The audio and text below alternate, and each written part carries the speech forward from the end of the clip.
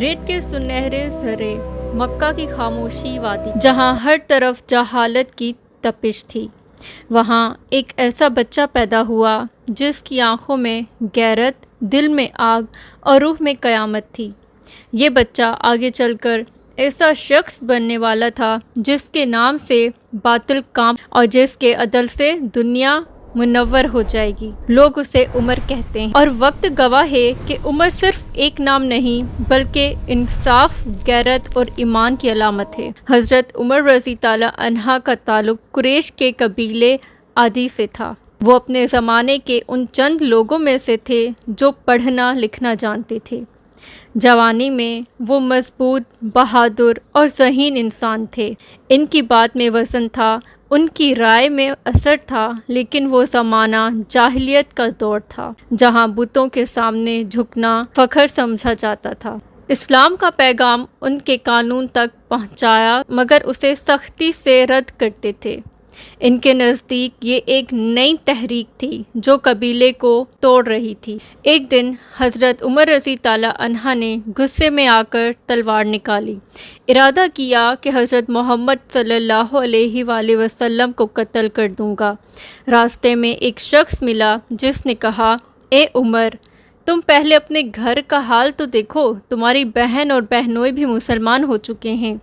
ये सुनकर हज़रत उमर रज़ी ताला अन्हा का चेहरा गुस्से में बदल गया। वो तेज़ी से अपनी बहन के घर पहुँचे। दरवाज़े के पीछे कुरान की तिलावत की आवाज़ आ रही थी। जब दाखिल हुए तो गुस्से में चीखे, लेकिन चंद लम्हों बाद उनका दिल नरम पड़ गया। उनकी बहन ने कहा, तुम नापाक हो, ये कलाम पाक है, पहले गुस्ल करो फिर सुनो।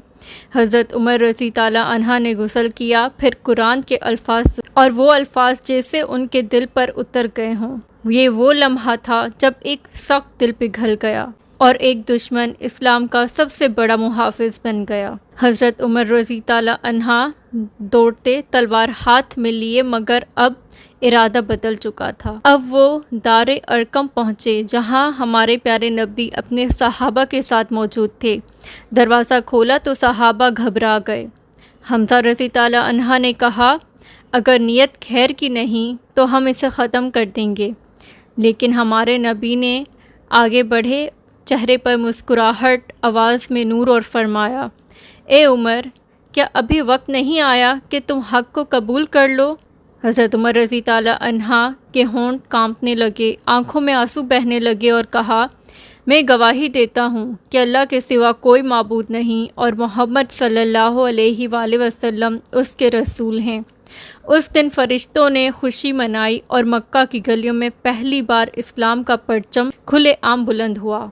कबूल इस्लाम के बाद हज़रत उमर रज़ी ताला अन्हा की ज़िंदगी बदल गई। अब वो नरमी, आलिम और अदल के पेकर बन गए और इस्लाम के हर हुक्म पर अमल करने लगे। वो हक़ के लिए किसी से नहीं डरने वाले बने। एक दिन कहा, हम क्यों छुप कर नमाज़ पढ़ें? फिर खुद कुरैश के सामने खड़े होकर ऐलान ईमान किया और सबको दिखा दिया कि ईमान ताकत से नहीं यकीन से जीता जाता है। हमारे प्यारे नबी के वसाइल के बाद अबू बकर सिद्दीक़ रज़ी ताला अन्हा खलीफा बने और उनके बाद मुसलमानों ने उमर रज़ी ताला अन्हा को खलीफा मुंतखब किया।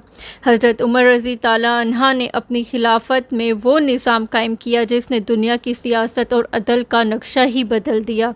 इन्होंने अदालतें बनाई, बेवाओं और यतीमों के लिए बैतुल माल कायम किया, फ़ौजी निज़ाम, माली निज़ाम और ज़राअत तालीम सबको मनज़म किया। इन्होंने फरमाया, अगर फ़िरात के किनारे एक कुत्ता भी भूखा मर गया तो उमर से पूछा जाएगा। इनके दौर में इस्लाम ने शुमार फतूहात हासिल किया। शाम, मिस्र, ईरान और बैतुल मुक़द्दस सब अल्लाह के दीन के ज़रे साया आ गए। लेकिन इन फतूहात के बावजूद उमर रज़ी ताला अन्हा के दिल में गुरूर का शोबा तक न आया। एक दिन देखा गया कि खलीफा वक्त अपने कंधों पर आटे की बोरी उठाए एक बेवा के घर जा रहे थे। साथी ने कहा, अमीरुल मोमिनीन, आपके लिए ये कम गुलाम कर देंगे?